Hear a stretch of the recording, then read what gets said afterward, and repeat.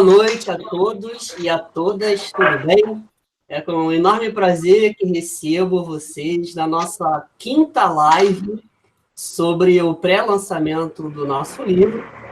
O nosso livro é uma extensão da minha tese de doutorado. No doutorado eu estudei cuidados paliativos, uma questão de direitos humanos, saúde e cidadania. Foi uma tese especificamente no câncer, porque eu sou do Instituto Nacional de Câncer, e decidimos fazer esse livro, um livro ampliado, uma extensão do assunto dessa tese, que tem a previsão de lançamento esse ano ainda, por volta de outubro, novembro, no máximo. Então, pensamos em fazer essas lives de pré-lançamento para a gente conversar sobre o projeto do livro e conversar também sobre a atualidade dos cuidados paliativos, principalmente no momento que nós estamos atravessando, que é o momento de uma pandemia, onde nós observamos uma carência, uma fragilidade muito grande dos serviços de cuidados paliativos. Então, juntamos aí a fome com a vontade de comer e pensamos em fazer essas lives para conversar com os autores. E o nosso convidado de hoje é o professor Alexandre Ernesto Silva, não tem dá. Isso. Que ele é doutor e mestre na temática dos cuidados paliativos e é docente da Universidade Federal de São João del Rei, campus Centro-Oeste, Dona Lindu, Divinópolis, Minas Gerais. O Alexandre é um grande ativista, um grande defensor dos cuidados paliativos. Ele é enfermeiro de formação e vem pelo Brasil, né, divulgando o trabalho, o nome dos cuidados paliativos. É um querido amigo, faz parte do nosso grupo de pesquisa também, aqui na ESP Fiocruz, e tem colaborado bastante conosco nesse processo de defesa e disseminação dos cuidados paliativos pelo Brasil. E eu tive o prazer de convidar o Alexandre para escrever o 10º capítulo do livro conosco, que é um capítulo que vai falar basicamente da percepção dos sujeitos, os sujeitos entrevistados pela tese. Então, o capítulo ficou, né, o título, Entrave e Desafios para uma Política Pública de Cuidados Paliativos, que foi o resultado das proposições dos sujeitos, ou seja, os entrevistados da tese, que foram 29 pessoas, divididas em 5 grupos diferentes. Nós entrevistamos pacientes e cuidadores, gestores e profissionais de saúde, fazedores de políticas, que são os nossos deputados estaduais, fiscalizadores da política, que são delegados, advogados, juízes e defensores públicos, e acadêmicos, professores universitários que escrevem sobre o cuidado paliativo, né? Pessoas da academia que escrevem sobre cuidados paliativos. E foi uma experiência muito interessante, onde nós percebemos que precisamos evoluir muito em relação a uma política pública de cuidados paliativos. Né? Nós temos várias iniciativas pelo Brasil em relação à formação de políticas estaduais, inclusive no Rio de Janeiro. Nós já temos uma lei, né, aprovada na Alerj, que criou um programa estadual de cuidados paliativos no âmbito da saúde do estado do Rio de Janeiro.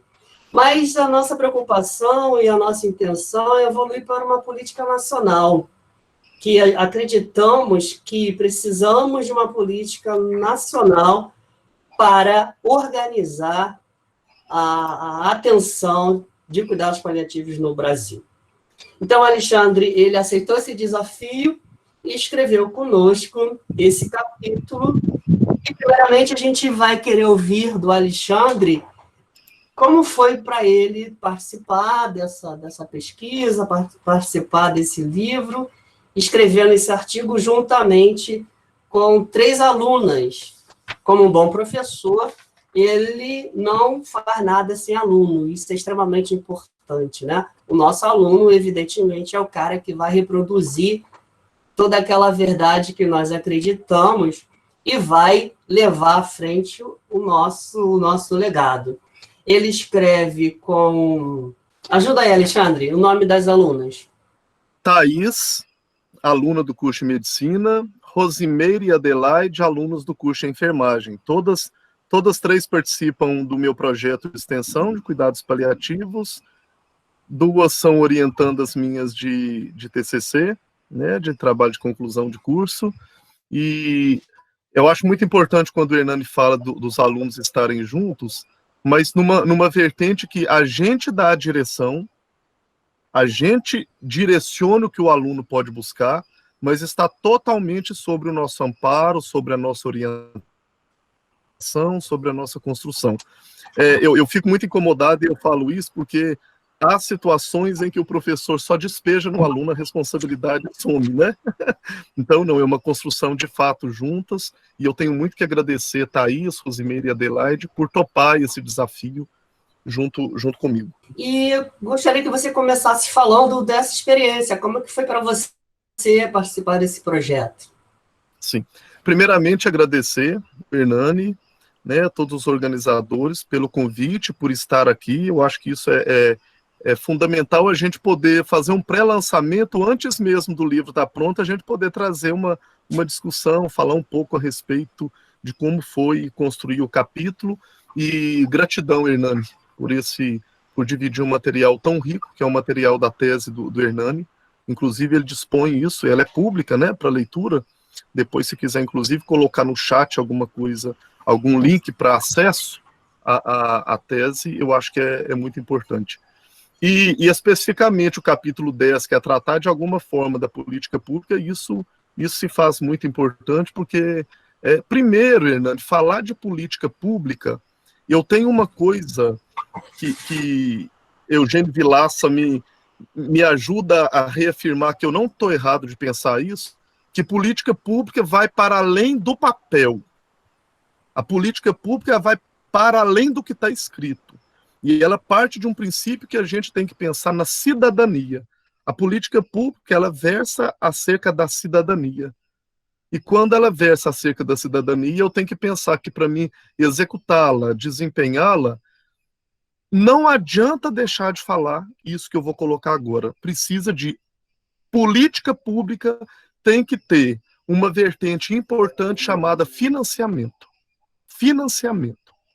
Como desempenhar publicamente uma vertente de cuidado, numa linha de cuidado tão delicada, que exige tão refinado controle de sintomas, uma comunicação tão eficaz, quando eu não tenho como financiar a assistência. Isso não é uma pomba voadora que vem, pousa na pessoa e faz com que ela fique bem de um dia para outro. Tem que ter profissional, tem que ter carro para levar as pessoas. Então, nós temos que pensar que, justamente quando a gente discute política pública, a gente discute cidadania. Eu acho interessante quando a gente, para início de conversa, a gente já trazer essa questão da política pública com um verso para além de um papel que está escrito, artigo 1º, artigo 2º, artigo 3º, porque o que não falta no país é política, é papel escrito com resolução, portaria, não sei o quê. Nós precisamos mover para que essa engrenagem rode de alguma forma, que a temática principal, o cerne da questão que a gente traz aqui é cuidado paliativo. E quando a gente fala cuidado paliativo, a gente fala de conforto, de dignidade humana, e para isso precisa ter um ótimo controle de sintomas e que para controlar sintomas bem controlados gasta dinheiro, e para gastar dinheiro a gente tem que saber quem vai pagar, porque senão vira uma turma de gente com a varinha de condão na mão achando que faz milagre só de dar tchau, tocar banda de música, levar papagaio e periquito em hospital. Isso sozinho, com certeza, sozinho, nenhuma dimensão do cuidado alivia sofrimento. Sozinho, não. Se eu quero aliviar um sofrimento físico, eu tenho que pensar no psicossocial e espiritual. Se eu penso no sofrimento espiritual, eu tenho que pensar no físico, no psíquico e no social. E daí por diante.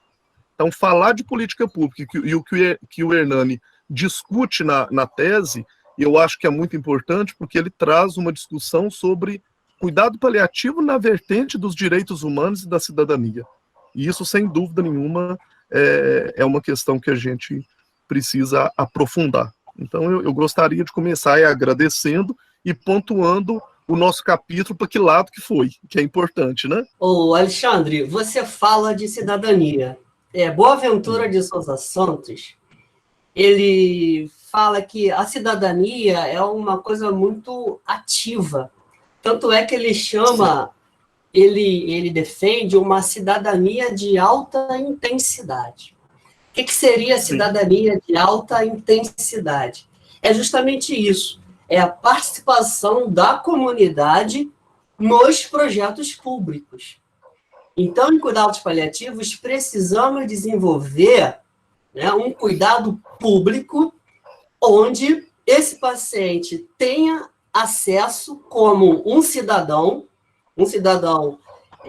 com direitos, provido de direito, e esse direito seja protetor dessa dignidade. A gente sabe, a gente fala muito de dignidade humana, mas para a dignidade humana ser concretizada, né, ser içada ao seu local que deve ser, o local que ela deve estar, ela precisa de rolar na esteira do direito humano. Então, sem esse instituto jurídico, né, direito humano, você não consegue assegurar a dignidade das pessoas.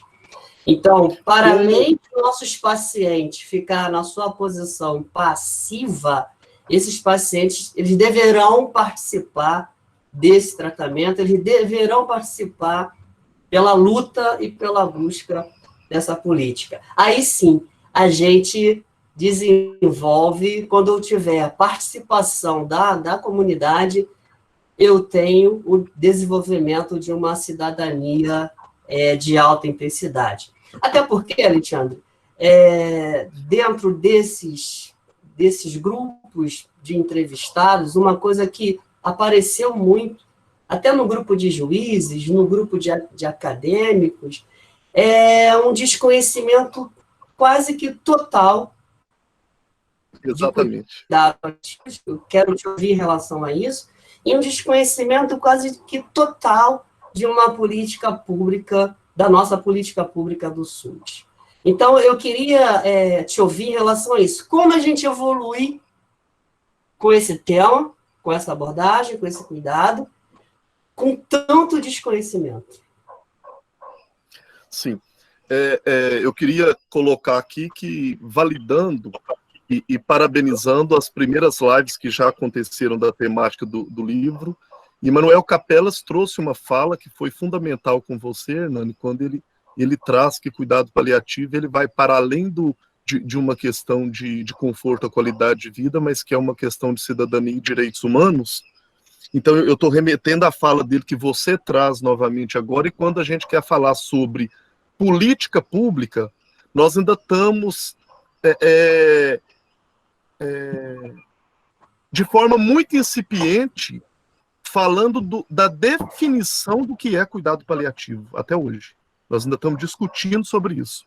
E aí a gente depara com algumas pessoas que estão no nível de profissional, de local de trabalho, que cuidado paliativo de alguma forma já está instalado em grandes hospitais, em locais que poucas pessoas têm acesso, infelizmente.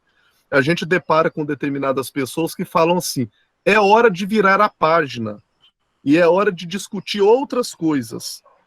E eu repito várias vezes, vão virando as páginas que eu ainda estou na primeira com muita gente. Eu vou nas páginas que vocês estão e volto no começo. Não dá para a gente falar de cuidado paliativo ainda virando página no sentido de esquecer o princípio. Porque ainda as pessoas deparam com uma situação, pessoal, que é o seguinte, eu deparo com essa situação sempre. Se o médico que entende de cuidado paliativo, na maioria das vezes, elege um paciente para cuidados paliativos e põe no prontuário, muitos me procuram e falam assim, Alexandre, eu não vou colocar mais no prontuário que esse paciente necessita de cuidados paliativos. Primeiro, não é que ele é cuidado paliativo, que ninguém é cuidado. A pessoa é pessoa. Ele não vai colocar no prontuário mais, eu pergunto, por quê? Eu já sei por quê. E ele fala, sabe o que aconteceu? Eu coloquei no prontuário, no dia anterior, e o meu paciente agravou à noite e precisava chamar o plantonista para vir vê-lo. Quando o plantonista chegou, ele chamou a atenção da enfermagem. Por que chamou ele? Porque no prontuário estava escrito cuidado paliativo. Ou seja, na cabeça desta pessoa, deste infeliz, ele compreende que cuidado paliativo não precisa nem chamar ninguém. Que cuidado paliativo é deixa morrer, não tem nada para fazer. E aí a gente remete isso a uma coisa chamada abandono terapêutico. Eu deparei com uma situação com uma aluna que a gente chegou no quarto para poder avaliar a paciente para que a gente assumisse na equipe de cuidados paliativos. A paciente tinha vômito na blusa, acesso venoso perdido, mucosite, que ela não conseguia falar por mucosite, e mil e uma coisa, e uma acompanhante chorando. E aí eu vi a situação dela daquela forma, e aí a primeira coisa que eu fiz foi ir ver no prontuário que tinha prescrito para ela. Mas aí eu deparei com uma profissional da enfermagem antes, uma colega minha, e falei assim, aqui, vocês já foram no quarto da fulana? Eu tô achando que lá tá precisando dar uma atenção especial. Ela falou assim, não preocupa, Alexandre, ela é cuidado paliativo. O que é o negócio? Aí eu perguntei, porque com um coração fraternal que nós, humanos, temos que ter, não é romântico, não. É fraternal. O que o outro não sabe? Eu perguntei a ela, o que para você é cuidado paliativo? Não, Alexandre, você não viu? Elas já deixaram. Nós já estamos só esperando. Ué, mas, peraí, como um bom mineiro que mata galinha, eu vou perguntar a vocês uma coisa. Vocês já viram? Se a gente corta o pescoço e deixa pular no quintal igual galinha? Tem que fazer essa pergunta. Nem galinha eu não concordo, quanto mais gente. E aí, quando eu pergunto a ela isso, ela falou assim, não, Alexandre, para mim, quando escreve cuidado paliativo, é até bom a gente deixar um pouquinho, porque a pessoa vai mais depressa. Aí eu falei, deixar um pouquinho? O que é deixar um pouquinho? Gente, nós estamos falando aqui nessa live, escuta uma coisa. Nós estamos falando da construção de um livro, nós estamos falando de produção de uma política pública, e nós estamos falando de, em mais de 95% dos brasileiros, as pessoas não sabem ainda o que é cuidado paliativo. Isso é fato, gente. Então, eu percebo, Hernani, quando você faz esse questionamento, que a gente precisa primeiro entender que isso mesmo, Matheus, isso é crime. E eu não falo que isso... e aí, bom, Matheus ter levantado. A minha aluna que estava comigo lá falou assim, Alexandre, isso é eutanásia, não é não? Isso é eutanásia. Eu falei, não. Eutanásia é quando a pessoa pede juridicamente para adiantar a sua morte, em países que são permitidos essa situação, e ele tem, de alguma forma, uma morte digna, mesmo que antecipada. Isso que você está vendo chama mistanásia, que é uma morte miserável, que ela é antecipada, com muito sofrimento, quiçá eu não possa falar que é um homicídio. Eu acho que a gente tem que começar a pensar. Isso é abandono terapêutico, isso é homicídio, né? Então, quando a gente fala sobre isso, eu convido a todos a não acharem ruim com as pessoas que não conhecem o cuidado paliativo. Não ficarem bravos, não falar que absurdo ele não sabe. Eu sempre assumo quando uma pessoa fala, quando alguém fala perto de mim assim, fulano é cuidado paliativo, eu já entendo que ele não sabe. E eu dou um jeitinho que não é invasivo, que não é autoritário, sem soberba, porque nessa área nossa há muita soberba, infelizmente, de pessoas com títulos, que por achar que tem mestrado, doutorado, não sei o quê, pode subestimar os outros, mas com muita simplicidade, eu convido a pessoa e falo assim, você pode sentar comigo um pouquinho para me falar com você sobre o que é cuidado paliativo, sobre o meu trabalho? Você dispõe de um tempinho? Eu queria só conversar com você um tempo. Me coloco como servil. Eu estou servindo. Não tem importância ele achar que eu sou um bobinho que estou querendo servir, não. Mas eu estou ensinando. Sabe para quem que eu falo sobre o que é paliativo? A maioria dos carros de Uber, de aplicativo que eu já peguei, sabe que é cuidado paliativo. Eu vou na viagem toda falando assim, você trabalha só, que eu começo assim, você trabalha só com Uber mesmo? Com aplicativo? Mas eu já fiz, eu trabalho com uma coisa que chama cuidado paliativo. Fala, nunca vi falar. Menino, é uma aula. Eu dou uma aula de uma forma muito simples para que a pessoa, e eu ainda falo com ele, se você tiver alguém com uma doença que ameaça a continuidade da vida, ou uma condição, é um direito seu pedir cuidados paliativos. E quando eu te falo que é pedir cuidados paliativos, é pedir para que a pessoa tenha dignidade humana, e ter dignidade humana é ter controle de sintoma amparado e, no mínimo, abertura para diálogo. E é isso. E aí eu convido a todos que, para a gente pensar na política pública, esse grupo de 43 pessoas que estão aqui e que reconhecem o cuidado paliativo, ajuda a gente a plantar humildemente. Ajuda a plantar, sem soberba, sem vaidade por conhecer, mas ajude a plantar, né? Com atos, com ações, não só com fala, com ações. Isso nos ajuda muito. Excelente, Alexandre, excelente. Quem me conhece, a Edna está aí de testemunho ocular, sabe que eu falo sobre isso há anos. Nós só vamos avançar em relação aos cuidados paliativos conjuntamente com a comunidade. Sem comunidade, sem explicar para as pessoas o que é cuidado paliativo e sem as pessoas saber, né, o que são esses cuidados, a gente não avança. Eu vou pensar algumas falas para as pessoas entenderem melhor o que a gente está falando. Olha uma fala de uma paciente internada no hospital de cuidados paliativos. Quando eu pergunto para ela se ela sabe o que é o cuidado paliativo, ela responde o seguinte: não está resolvendo nada, não. Quando você está fazendo um tratamento paliativo, você não está resolvendo nada. Simplesmente está mantendo você vivo o máximo que puder. Enquanto manter você viva, faz medicação, enquanto o câncer não avançar, e você vai se mantendo vivo. E eles vão fazer isso até o dia que não der mais nada para fazer. Então, uma paciente numa unidade de cuidados paliativos, sem saber o que é cuidado paliativo. Olha a fala do profissional. Cuidados paliativos têm componentes, princípios. Olha a fala do profissional de saúde que trabalha numa unidade de cuidados paliativos. Quando eu pergunto sobre os componentes do conceito, ele responde o seguinte: pois é, eu não sei esses princípios. Não saberia te responder. Desculpe-me, não saberia responder. Como assim, componentes? Não sei. É uma coisa que eu nunca estudei.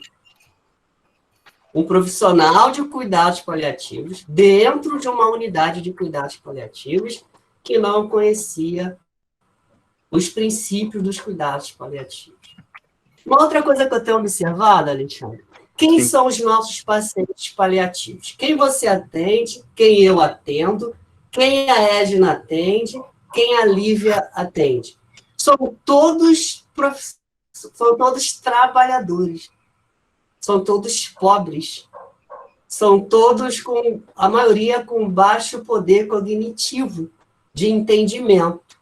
Ninguém de nós aqui atende senador da República, governadores, deputados, excetuando a Lívia, que ela é paliativista rica. A maioria das pessoas que nós atendemos são pessoas comuns, são trabalhadores comuns. E a gente não tem a dignidade e a preocupação de falar uma linguagem que chegue ao entendimento dessas pessoas. Quando você fala de arrogância, quando você fala de soberba, é exatamente isso que nós mais percebemos na área da saúde. Esse distanciamento entre o profissional e o paciente que vai receber esse cuidado tem que terminar, tem que se estreitar. Então, nós temos que assumir um comportamento, uma atitude comportamental, onde nós abracemos, compreendemos esse paciente dentro desse cuidado. Fora isso, é qualquer outra coisa, mas não pode ser chamado de cuidado paliativo. Exatamente. O que você pensa sobre isso? Exatamente. Eu queria, inclusive, Hernando, pontuar a respeito disso, porque quando você fala que, inclusive, quem conhece, quem não conhece, eu acredito, eu queria trazer um exemplo. A doutora Julieta, de Pelotas, ela faz um trabalho maravilhoso lá no Rio Grande do Sul, no que diz respeito à educação em cuidado paliativo nas escolas.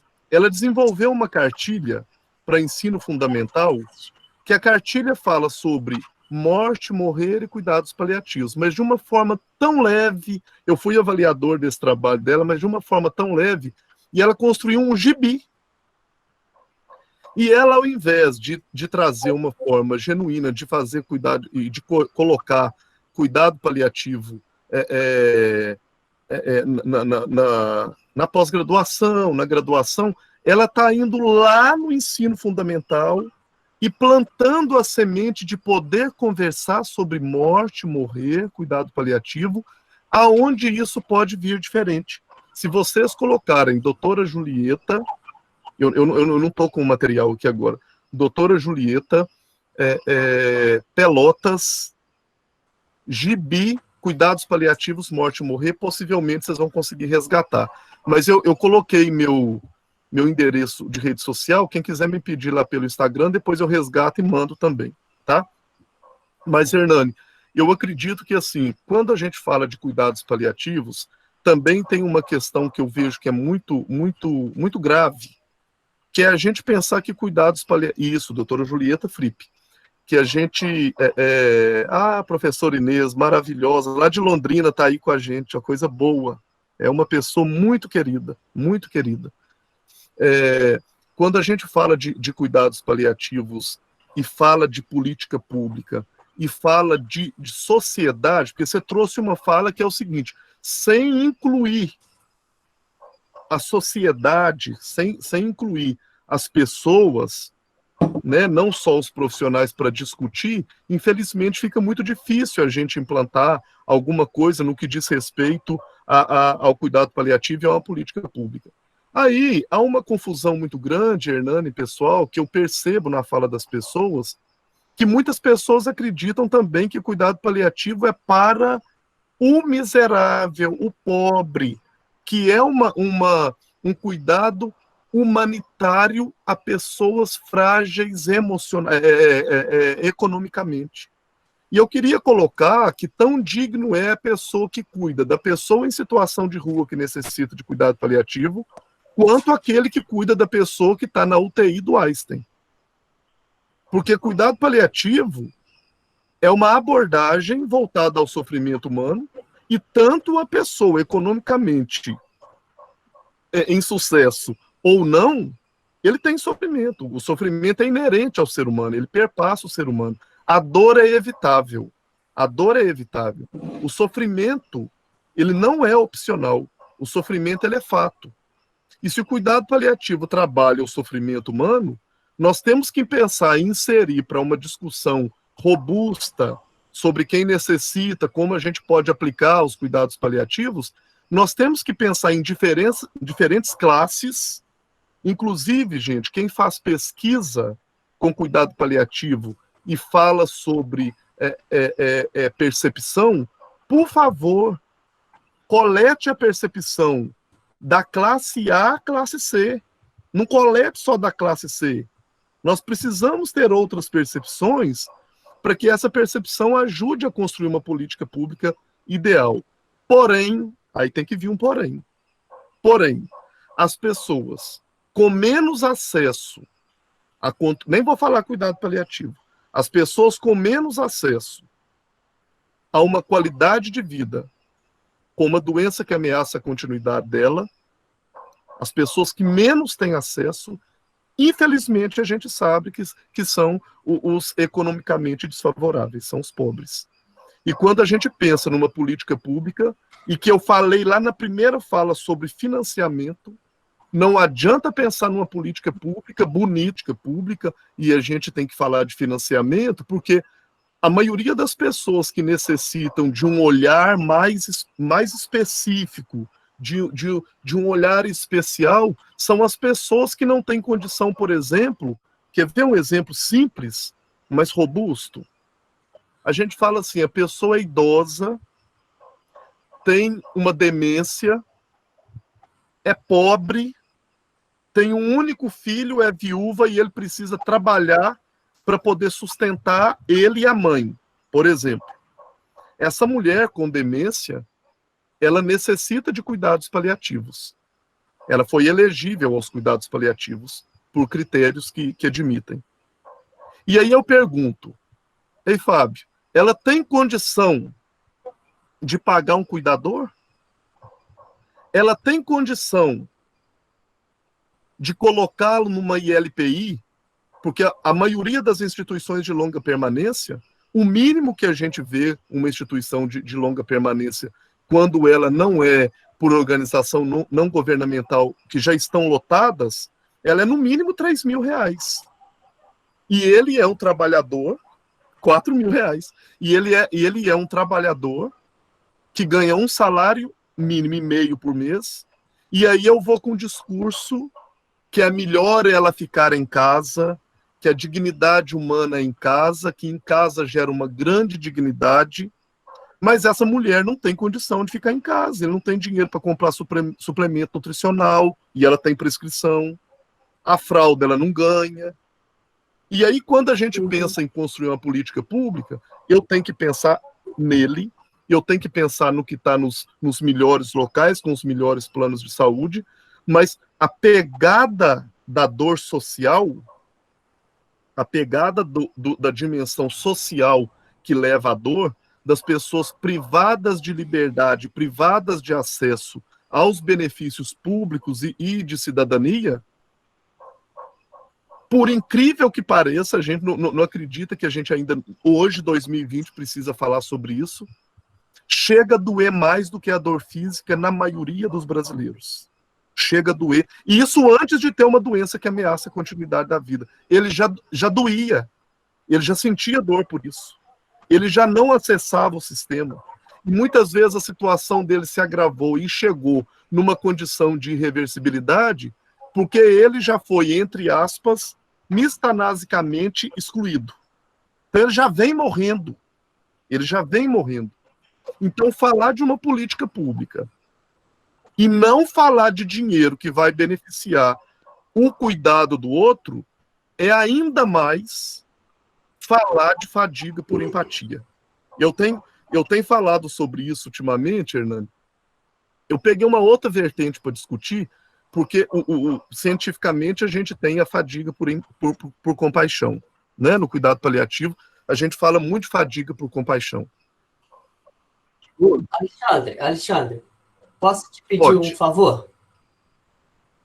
Antes de você falar de fadiga de compaixão, as nossas lives, graças a Deus, elas estão atingindo a comunidade de uma forma geral, sim, tá? Então, temos aqui a Damiana, que é professora do ensino fundamental. Maravilha. Temos a dona de casa, minha irmã é dona de casa, temos sindicalista, ou seja, a comunidade de uma forma geral, para além dos profissionais de saúde. É isso aí. E eu queria que você definisse para essas pessoas o que é o cuidado paliativo e depois você continua com a sua fala de compaixão. Tudo bom? Então, tá bom. Então, eu vou deixar claro o seguinte. Uma pessoa que tem uma condição ou uma doença que tem um grande potencial de levá-la à morte por aquela condição, ele pode apresentar, nas várias dimensões, sofrimento. Vamos, por exemplo, uma pessoa com uma insuficiência cardíaca congestiva, como um problema de coração, por exemplo. Essa pessoa foi agravando, chegou em várias insuficiências de declínio, inclusive de funcionalidade, de como ela, dificuldade de trabalhar, dificuldade de conseguir os recursos próprios, dificuldade de andar sozinho, membro inferior às pernas inchando. A gente percebe que aquilo vem piorando. Essa pessoa tem provavelmente uma doença incurável, que está progredindo e que potencialmente possa levá-la à morte. Então, já que essa doença está difícil de controlar, está difícil de curar, eu preciso, além de tentar a terapêutica da cura, se tiver ou não, eu tenho que ampará-la, porque cuidado paliativo vem de palio, manto, capa protetora que recobre o outro. Pensa num manto, você está com muito frio, alguém chega com um manto, uma coberta e te recobre, e te envolve naquilo. Você está com uma doença grave que está progredindo e tem te gerado sofrimento, tanto psicológico quanto espiritual, dores físicas. E imagina alguém chegando e falando o seguinte: eu entendo que já tem alguém cuidando da sua doença, mas nós vamos cuidar também de você que tem a doença. E a gente abraça a pessoa como um todo. O cuidado paliativo é isso, é um cuidado voltado para a qualidade de vida, mesmo naquelas condições em que a pessoa tem uma doença que não tem cura, por exemplo. A gente fala de morte digna, nós temos que falar de vida digna para falar de morte digna. Então, para gerar uma morte digna, eu tenho que cuidar da vida da pessoa. E não é falar da ferida do João, é falar do João que tem a ferida. E o cuidado paliativo, ele volta muito nessa questão. E no decorrer do cuidado paliativo, a pessoa pode chegar na fase final de vida. A fase final de vida é uma das fases que a gente trabalha. Também cuidando do sofrimento humano. Nem todos que precisam de cuidado paliativo estão na fase final de vida. Nós temos pessoas que precisam de cuidado paliativo, precisa de alguém que olhe os seus sofrimentos, porque esse sofrimento não está deixando ele ter qualidade de vida, e que ele não está numa cama esperando a morte nos próximos 3 dias. Isso é preciso a gente entender. E aí eu já vou emendar e vou falar, porque o cuidado paliativo tem muita relação com isso que eu vou trazer agora. Eu queria falar de 3 palavras. Falar de simpatia, empatia e compaixão. Quando eu vejo alguém sofrendo, alguém te mostra uma foto muito impactante de um senhor com uma lesão, com uma ferida grande nas costas. E que a gente vai descobrir que essa ferida não é só por ele ficar deitado, é porque tinha rato comendo ele vivo. Pensa na cena. Pensa na cena. Quando eu vejo aquilo e eu falo o seguinte: nossa, eu sinto muito. Isso é simpatia. Eu senti muito. Beleza. Quando eu vejo aquela situação e eu falo o seguinte: meu Deus, eu consegui sentir na minha pele, eu consegui sentir como se o rato estivesse me comendo também. Eu te entendo, eu entendo o seu sofrimento. Vai para além do que eu sinto muito. Eu te entendo. Eu te entendo. Eu senti a sua dor. Isso é empatia. Eu pude sentir a sua dor. E quando eu vejo isso, eu falo, eu sinto muito. Eu sofri aqui, eu sinto muito. Eu te entendo. Empatia. Mas eu quero cuidar de você e transformar sua dor em alívio, isso é compaixão. E quando eu falo de cuidado paliativo, eu estou falando disso. Eu vi um sofrimento numa pessoa que tem uma doença que pode ser progressiva e levá-la à morte. Eu sinto muito. Eu reconheço a dor dele como se ela fosse minha. E eu fico comovido. O que é comover? Eu movimento. Eu caminho. Eu mudo a situação dele na prática. Eu vou para aquela situação e percebo, essa ferida tem algo a mais. Tem rato comendo esse senhor. Nós temos que limpar essa casa. Nós temos que dar banho. Nós temos que dar comida. Nós temos que, às vezes, levar ele para um outro lugar para poder ajustar aquela casa. Então, se eu não percebo e eu fico só no campo da lamentação, que é muito comum a gente deparar com pessoas que falam, eu amo cuidado paliativo. Quem é ele? Você ama por quê? Você faz o quê com ele? É porque é bonito, vocês levam cachorro no hospital. Não, peraí. Isso não precisa de cuidado paliativo, não. Cachorro em hospital, papagaio, isso pode levar em qualquer lugar. Você tem que amar o cuidado paliativo pensando no seguinte, se você só ama, você é do grupo da simpatia. Eu sinto muito. Mas se você, de fato, é profissional, se você é leigo, e se incomoda com o sofrimento do outro e quer mudar o sofrimento do outro, você é compassivo. Você fez compaixão. E quando isso é perpassado, é atravessado por técnicas, por aparatos científicos que aliviam de alguma forma esse sofrimento, isso se torna um campo profissional e até mesmo uma especialidade. Então, é muito interessante. Exatamente, Fábio. A campanha da fraternidade desse ano tratou disso e trouxe a Irmã Dulce, que eu falo que ela anda comigo todo dia. Quando a gente fala de cuidado paliativo e fala dessa pegada, a gente fala de um grupo de pessoas que não toleram o sofrimento humano, que não aceitam o sofrimento humano. Agora, o que me deixa muito comovido e me faz falar sobre isso e pensar na política pública, Hernani, e é uma coisa que a gente discute no capítulo, é quando a gente fala dos profissionais de saúde. Porque quando eu vou falar para os profissionais de saúde que a gente precisa pensar um pouco mais nessa questão da compaixão, e quando a gente sentir muito e sentir a dor dele na gente, a gente ter que mexer, a gente não pode ficar falando no país no país das maravilhas também. Nós estamos vendo que os profissionais de saúde estão sendo chicoteados. Eles são chicoteados. Às vezes é um profissional de saúde cuidando de 20 doentes. As pessoas graves, e aí eu chego lá e falo assim, sua ação é compassiva? Ele fala assim, peraí, eu não bebi água. Eu não bebi água. E aí, no cuidado paliativo, a gente fala de... Eu estou falando isso para falar o que eu vou colocar agora. A gente fala de fadiga por compaixão. A fadiga por compaixão é quando eu me canso, eu esgoto de ver sofrimento humano.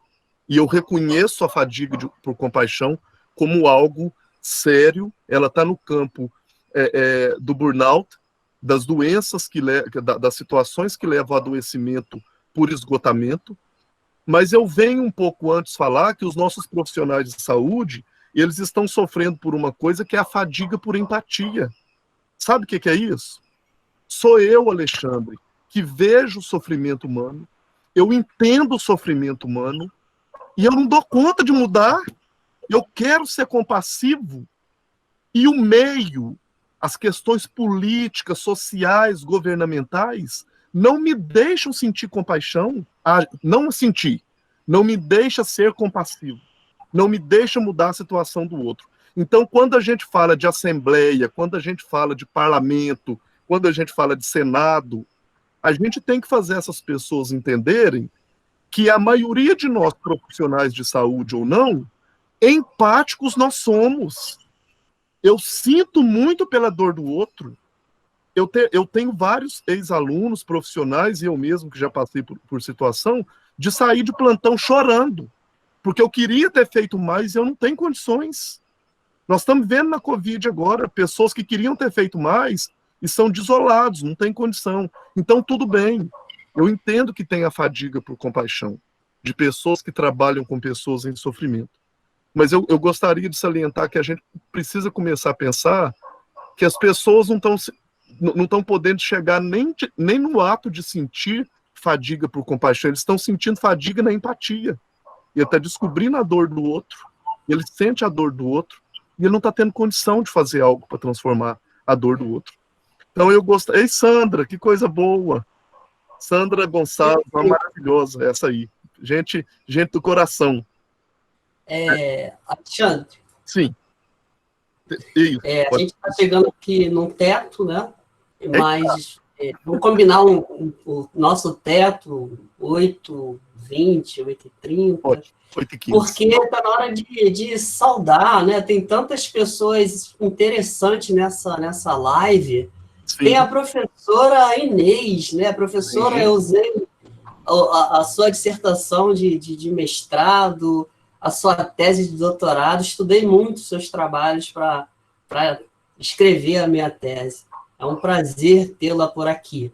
Temos a Lívia Coelho também, temos Simone Garruti, temos Liana Trotti, que são companheiras na estadual, na regional da Academia Nacional de Cuidados Paliativos. Essas 3 pessoas que estão lá comigo, né, formando essa diretoria, nessa perspectiva também, né, nesse sonho de mudar essa realidade, ouvir a política, ouvir a associação, enfim. Obrigado, Lívia, obrigado, Simone, obrigado, Liana. E a Liana também está conosco no nosso livro. Ela escreve um capítulo que é sobre a revisão de escopo de cuidados paliativos, ou seja, uma revisão de literatura de cuidados paliativos na temática direitos humanos, saúde e cidadania. Obrigado, Liana.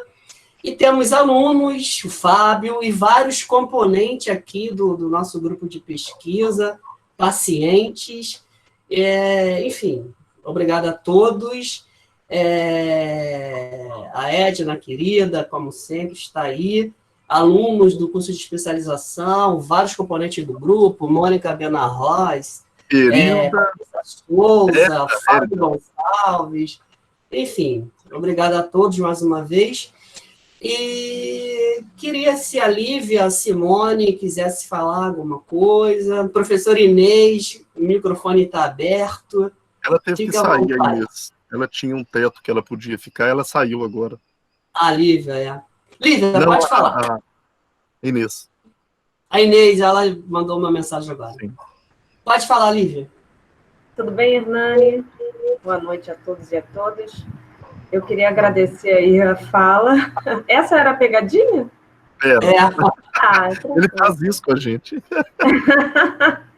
Tranquilo. Não, eu queria parabenizar vocês por essa iniciativa. Eu acho que um livro como esse é fundamental. Eu consegui aqui a sua tese de doutorado, Hernani. Achei ótima, está valendo. Que bom. Eu acho que toda essa fala e essas lives, elas atingem um grupo de pessoas que muitas vezes até foge do grupo que a gente fala. Isso é essencial, porque às vezes a gente fica só naquele grupinho de cuidados paliativos, a gente fala sempre para as mesmas pessoas, tanto que a gente se conhece, né? Eu abro aqui, de um monte de carinha conhecida.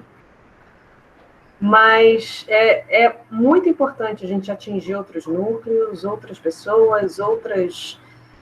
hoje, por exemplo, eu tive fui entrevistada por uma pessoa com formação em relações internacionais. Eu achei isso sobre cuidados paliativos, então isso é muito interessante. Acho que é esse o nosso objetivo. E só assim a gente consegue realmente chegar à efetivação de uma política pública de cuidado paliativo, só a gente fazendo com que as pessoas entendam o que quais são os princípios, o que é necessário. A gente tem que fugir desse senso comum e finalmente conseguir implementar isso na nossa comunidade, né? Como um todo. Fazer a comunidade compassiva como um todo. E parabéns também por falar sobre a fadiga por compaixão, porque é tão comum e muitas vezes isso assim, é deixado de lado, não é valorizado no profissional. Às vezes a gente vê um profissional acabado, cansado, trabalhando, e os chefes, obviamente, não dão a devida atenção, até que essa pessoa se esgota e não quer mais nem trabalhar com isso, né? Exatamente. Muito importante. Por isso, né, Lívia, que quando a gente fala de política pública, a gente tem que pensar em todas as pontas. Nós temos que pensar na política em si, nós temos que pensar na pessoa que necessita de cuidado, temos que pensar nos seus familiares, temos que pensar nos profissionais, porque senão a gente não consegue contemplar numa política pública todas as vertentes que esse movimento possa trazer de benefício.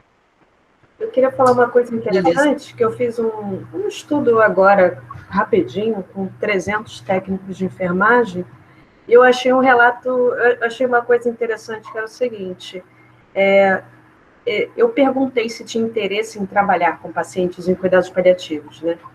E alguns deles foram sinceros e disseram não tem interesse em trabalhar com pacientes em cuidados paliativos. Aí eu fui ver um número de pessoas que tinha formação e experiência em cuidados paliativos. E muitos deles tinham muita experiência e tinham formação em cuidados paliativos. O que fez essa pessoa não querer mais trabalhar com esse tipo de paciente? Senão, provavelmente, essa fadiga, né? Com certeza. Para a gente pensar. Alexandre, eu vou pedir, vai ser nosso último assunto, comunidade compassiva. Sim. Quero que você fale sobre a sua experiência em relação a isso. E a Daniele Barata também chegou, e nós estamos aqui há muito tempo com a Sandra. Alexandre, Sandra Besso. Sandra Besso é uma advogada, uma amiga minha. Ela fez um doutorado muito interessante. Ela está no nosso grupo, ela sempre esteve afastada por conta do doutorado e volta agora para estudar cuidados paliativos para a população LGBTQ+. Maravilha. Sandra? Se a Sandra quiser falar um pouquinho e estudar cuidados paliativos para essa população.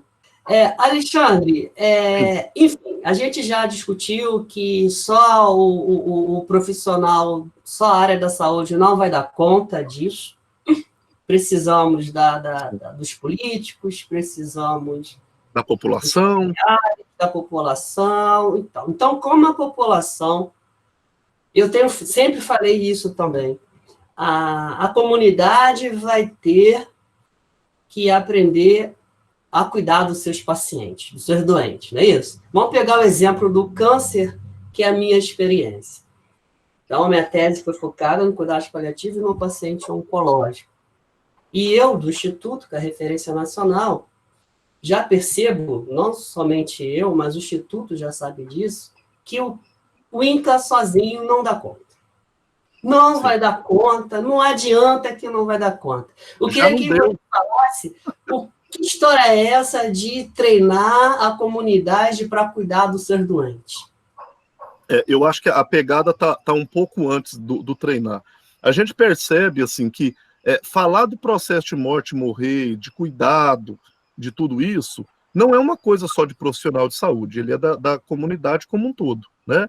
Nós é que temos o hábito de, muitas vezes, compreender o seguinte: cuidado de saúde tem que ser o profissional de saúde. Peraí, profissional de saúde, cada um na sua categoria, tem questões técnico-científicas, éticas e legais que são correspondentes com a situação de cuidado que ele precisa. Ok. Mas cuidar da pessoa que tem uma condição frágil de saúde é uma responsabilidade de todos nós. Nós precisamos trazer, eu não gosto de falar assim, porque lá fora é de um jeito, aqui é outro. Não, lá fora tem muito problema também, e eu pude ter a experiência de viver fora. Essa questão de cuidar de pacientes não é muito diferente, tem lugar que é muito bom, mas tem lugar que é pior do que aqui. Nós temos que falar de mundo. de mundo. Nós precisamos compreender que a responsabilidade de cuidar das pessoas, ela é do todo, ela é do coletivo. Pensando nisso, nós temos que pensar... Nós já vivemos algumas situações como essas. Por exemplo, a Sandra que está aqui, eu sei do exemplo, porque é uma pessoa que tem câncer há um tempo, faz um tratamento há um tempo, e tem uma irmã que caminha com ela, que é um amparo, que é cuidado, que é próxima, e que já entende muita coisa da situação. Já entende como que cuida, o que é que pode acontecer, elas têm detalhes sobre a questão da doença. E aí a gente ainda depara com profissionais que acham que isso não pode, que a gente não pode discutir com a família, com a pessoa, especialmente com a família. E aí eu vou agora num ponto muito além.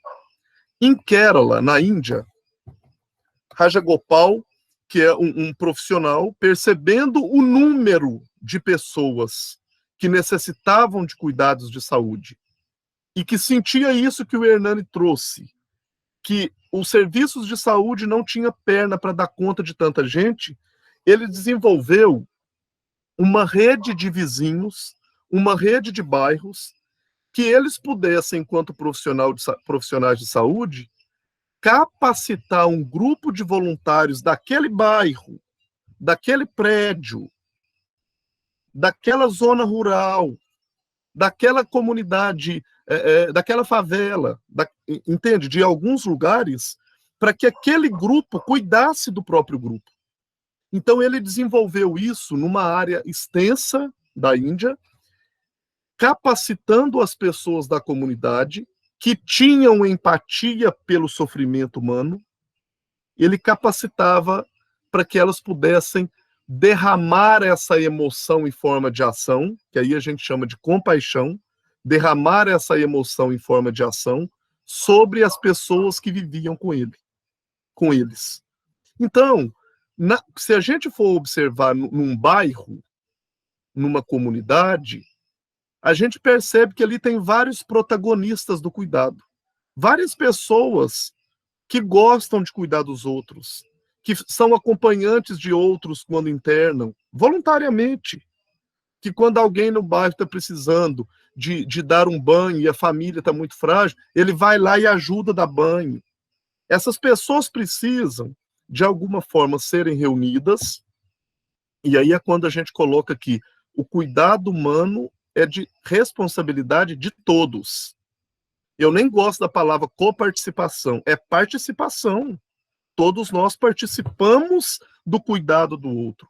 Quando a gente consegue organizar para que essas pessoas recebam, sejam selecionadas, recebam uma capacitação para cuidar de pessoas com doenças avançadas, possivelmente em fase avançada da doença e até mesmo em fase final de vida, para que essa comunidade ela mesma possa amparar as pessoas que ali vivem, intermediado pelo apoio de técnicos, de profissionais de fora daquele local, ou mesmo de dentro, mas com uma formação técnica, e essa união de profissionais, sejam eles de saúde ou não, com as pessoas voluntárias daquela comunidade, daquele bairro, esse processo de junção com o hospital de retaguarda, com a unidade básica de saúde de retaguarda, quando eles trabalham juntos e eu consigo capacitá-los e dou um suporte, isso é chamado de comunidade compassiva. A comunidade compassiva é quando eu consigo fazer com que a comunidade interna, a comunidade externa, assuma um local cuidando das pessoas necessitadas de apoio, de amparo, de manto, de proteção, especialmente aqueles que estão com doença avançada e fase final de vida. Então, a comunidade compassiva, ela é uma ferramenta, ela é um equipamento que permite, na sua totalidade, que o cuidado paliativo seja abraçado para além do profissional de saúde. Que o cuidado, a dignidade humana seja abraçada, inclusive pelo próprio paciente, pela própria pessoa, que muitas vezes, e isso é positivo, que está com a funcionalidade boa, ou seja, que está conseguindo fazer suas coisas, que ele reconheça como cuidar dele mesmo. E uma grande alegria que eu tenho com essa situação, gente, é de pensar que eu comecei a desenvolver um trabalho muito incipiente no Vidigal há 8 anos, e hoje a gente já tem uma rede de pessoas que cuidam, e a gente vai melhorar ainda mais isso, e agora com um grupo de várias pessoas que aqui estão, Lívia, Hernani, Liana, Jefé, deixa eu lembrar se faltou alguém que está aqui, eu acho que não. Nós estamos desenvolvendo e caminhando para uma grande comunidade compassiva numa determinada região da Rocinha, né? Porque a gente começa com poucos pacientes e com poucos voluntários, depois a gente vai crescendo. E ontem eu tive a grande surpresa, anteontem, de 2 reuniões para a inauguração de possíveis 2 comunidades compassivas que eu estou tendo a alegria de apadrinhar, que é Goiânia, em Goiás, e em Belo Horizonte, na Cabana do Pai Tomás, que é uma comunidade também, uma favela, que nem sempre tem que ser favela, nem sempre tem que ser, né? Pode ser um prédio. Rodrigo Luz está desenvolvendo um trabalho no Rio, em Copacabana, que chama Copa Compaixão. É uma comunidade compassiva que ele está desenvolvendo num edifício que mora vários idosos que precisam de cuidados, e ele está desenvolvendo uma comunidade compassiva ali. E então nós estamos caminhando com isso, e acredita que Manguinhos nós vamos desenvolver e vamos seguir com isso, Hernani, Ana Paula e os demais integrantes da INSP Fiocruz. E nós tivemos uma provocação da Germana que me encantou, eu venho conversando, eu venho discutindo sobre isso, eu venho conhecido a comunidade, um aglomerado que é a 33, que é uma área também do Rio com muitas necessidades, e eu acredito que nesse próximo ano a gente vai conseguir avançar com comunidade compassiva, Manguinhos, 33, e daqui a um tempo, aqui o momento não é para a gente falar detalhadamente sobre comunidade compassiva, mas a gente espera, daqui para frente, mais pessoas comprando essa ideia e separadamente desenvolvendo comunidades compassivas. A gente sabe que as pessoas têm vivido mais e têm ficado com doenças crônicas degenerativas por mais tempo, e que não temos leitos de hospital, não temos hóspices, não temos instituição de longa permanência que vai abrigar todas as pessoas. Olívia, que coisa boa, já entraram em contato, que vão dar conta. Então, é corresponsabilidade nossa. Um vizinho meu que está sofrendo com uma condição de doença, seja ele uma pessoa que esteja com a doença avançada ou não, eu tenho que começar a entender que aquilo também é responsabilidade minha, que não é só dele, né? Estou respeitando o tempo e vou parar, porque senão falo até amanhã. Nós, né, temos vários exemplos, porque nós somos doutores, mas estamos na ponta, né? Graças a Deus. Eu atendi paciente em casa, né? Eu tenho um prazer, eu adoro assistência, enfim. Eu queria que você contasse uma experiência, né, sua, o que te mais impactou, dá um exemplo claro e objetivo de cuidado paliativo para os nossos ouvintes. Tu lembra aí um bom? Lembro, dá uma enciclopédia. Mas assim, todos me tocaram, porque se não tivesse tocado, eu não tinha derramado a ação sobre eles e mudado a vida deles. Então, tocar todos tem que me afetar.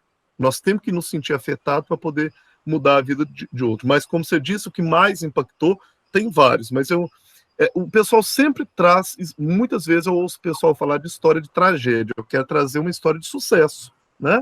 É uma senhora que nós acompanhamos até a semana passada, é uma senhora que descobriu um câncer já em fase avançada, de útero e anexos em metástase óssea, com doença bem avançada, e ela foi para atenção domiciliar, e toda quarta-feira eu atendo junto com eles abordagem de cuidados paliativos na atenção domiciliar.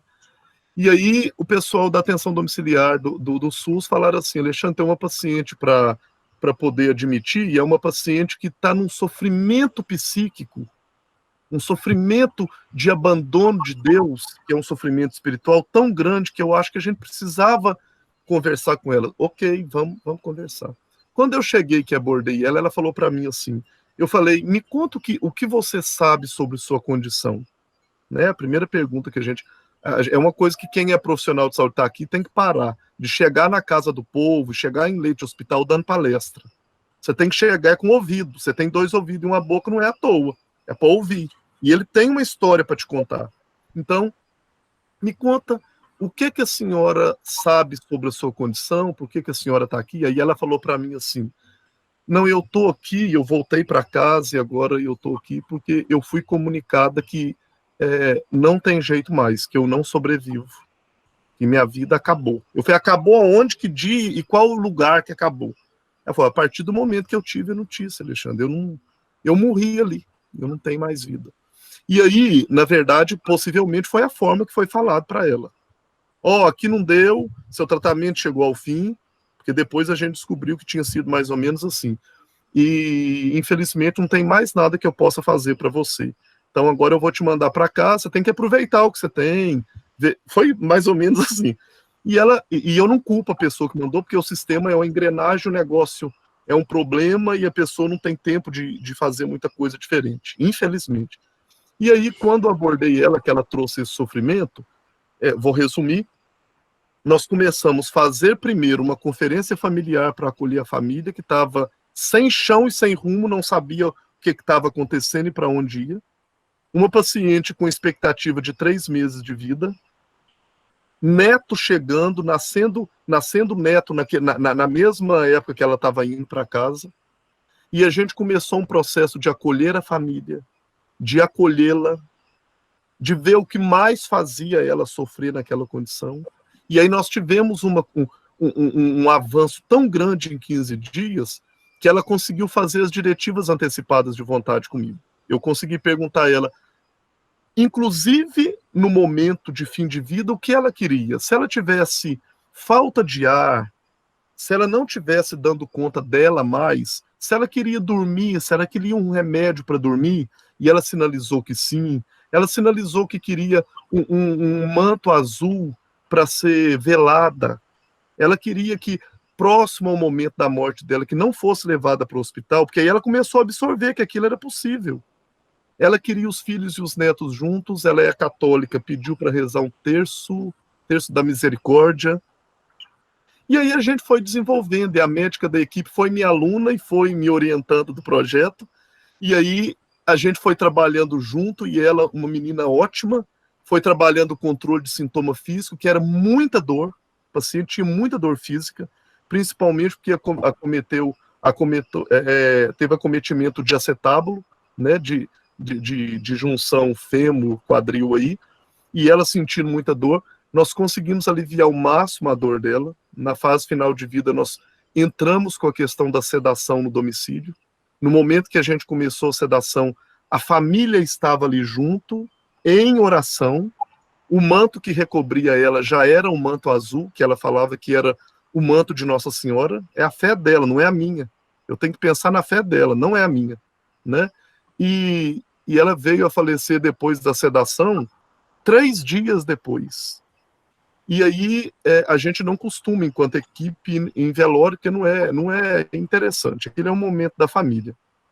E a gente fez visita pós-óbito essa semana, e o marido, a filha, o pessoal que nos esperou para visita pós-óbito, falou assim, eu não sei como que pode, em 3 meses, o que vocês fizeram, a forma que vocês conversaram, os medicamentos que a minha mãe tomou, as massagens que a terapeuta que foi fazer desenvolveu na minha mãe, você acredita que aquilo não pesou para nós, foi leve.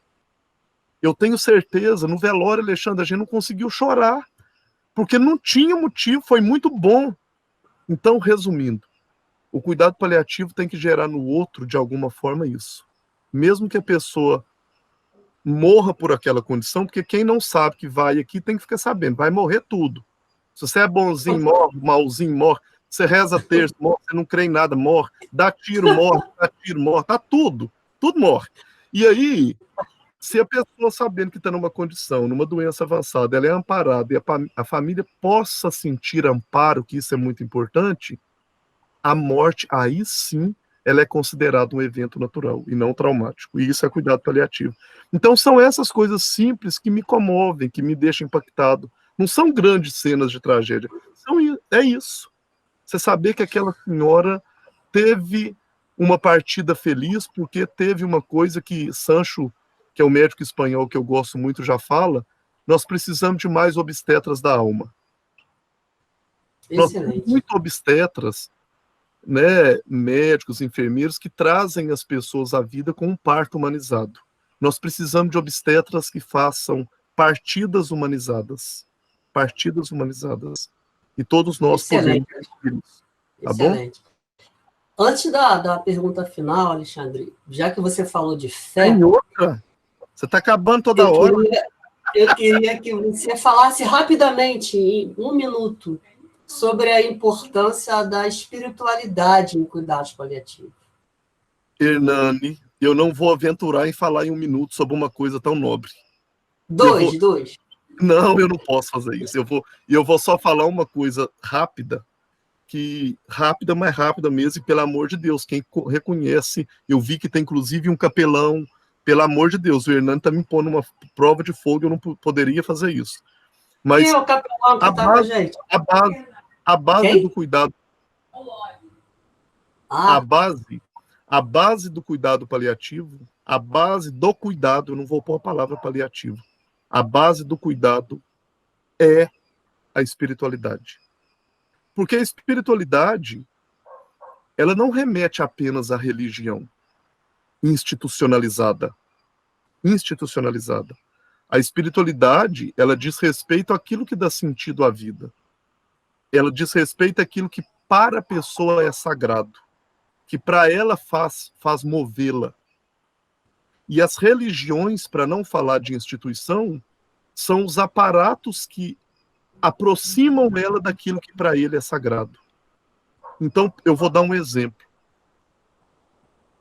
O samba, para mim, a Portela especificamente, a quadra da Portela, para mim, é um santuário naquele local com uma bateria tocando. Eu sinto muito a presença de algo sobrenatural. Sobrenatural.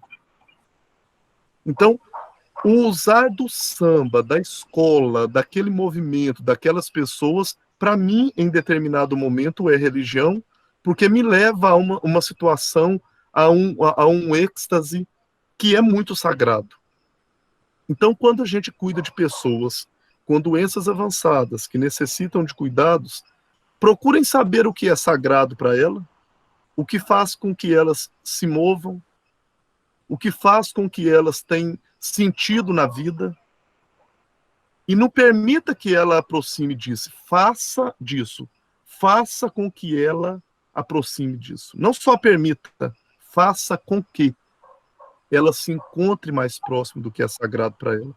É assim, de forma muito pincelada, a importância da espiritualidade, porque quando eu consigo fazer que essa pessoa aproxime daquilo que para ela é sagrado, da transcendência, do sobrenatural, com certeza, esse aliviar de sintomas que a gente fala no cuidados paliativos, ele é muito beneficiado. Ótimo, muito bom. Gente, nós estamos encerrando, né, a nossa 5ª live. Fizemos 5 semanas consecutivas e, assim, com sucesso. Por que foi um sucesso? Porque tivemos a participação da comunidade, né? Dos profissionais de saúde. Enfim, foi um sucesso de levar essa mensagem, esse tema para a comunidade de uma forma geral. É muito bonito ler, né, as mensagens. Pessoas, depois da live, entram em contato, passam a mensagem pelo WhatsApp agradecendo, falando que aprendeu muito. Enfim, eu acho que a gente está no caminho certo. Adão acabou de entrar, Adão é sindicalista. Então, é isso que a gente quer, isso que a gente precisa para avançar nesse tema. Mês que vem, né, agosto, não teremos essas lives consecutivas toda semana, porque é muito cansativo, né, Alexandre? É muito cansativo. Mas até o lançamento do livro, nós vamos fazer uma mensal. Então, mês que vem, eu estou pensando em realizar uma em 13 de agosto. Vai ser comigo e com outro organizador. que é o professor Luiz Carlos Fadel de Vasconcelos, que foi meu orientador do doutorado, e com um poeta, com Tanucci Cardoso.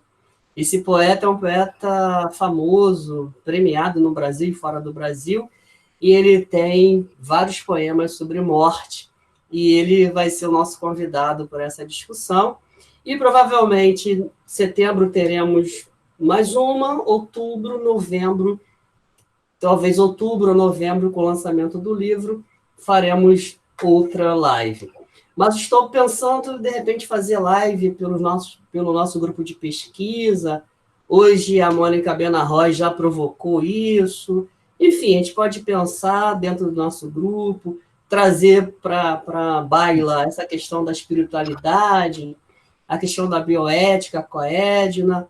Não sei, vamos pensar na melhor forma, mas eu acho que esse caminho das lives é extremamente importante, principalmente agora no mundo que nós estamos vivendo, em relação à divulgação desse tema. Eu acho que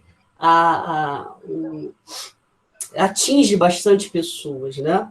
Né, Alexandre? Você que fez live dia sim, dia não, dia sim, dia sim, né? Quase que diariamente, 3 por dia. Então, acho que é um mecanismo que permite um acesso mais rápido, mais facilitado para as pessoas. Então, a gente vai pensar como que a gente vai organizar isso. Então, o nosso livro vai estar aí com vocês, é uma grande expectativa nossa. É um livro para todo mundo mesmo, não é um livro para profissional de saúde, é um livro para a comunidade. A comunidade lendo e aprendendo sobre cuidados paliativos. Alexandre, meu querido, beijo no seu coração. Não vejo a hora de ir até aí, a sua cidade, a sua casa, para fazer torresmo com você. Isso aqui na roça. Eu queria finalizar com uma pergunta. Como pensar uma assistência em cuidados paliativos garantidora de direito humano fundamental?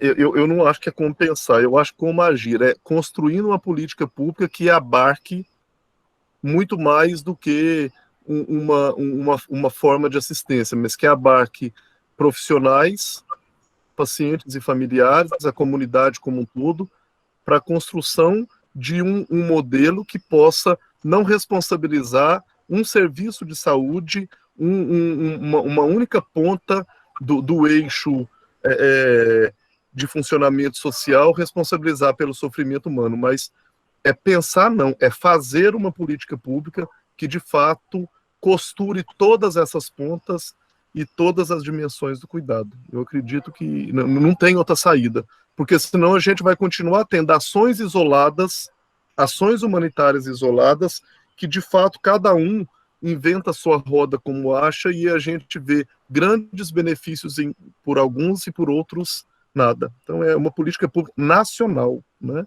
Como você começou falando na live. Obrigado, gente. Todos que me agradeceram, eu vi vários agradecimentos. Muito obrigado. Obrigado a todos. Beijo no coração de todos. Obrigado, Lívia. Obrigado, Liana. Obrigado, Simone. Obrigado a todos os meus alunos. Regina, rainha da posse.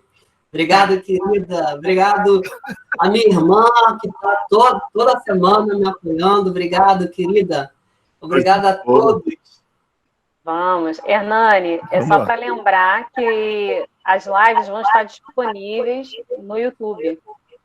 Sim, sim, sim. É um material didático, né? É um material que vai servir para dar aula, para consulta. Beijo, gente. Beijo.